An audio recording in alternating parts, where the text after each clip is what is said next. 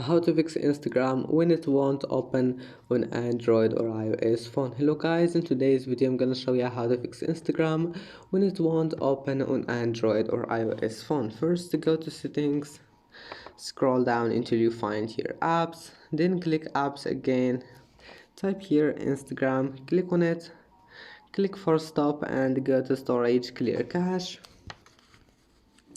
And that's it. Now go to permissions, give it all of those permissions here and go to data usage, make sure all of those are enabled.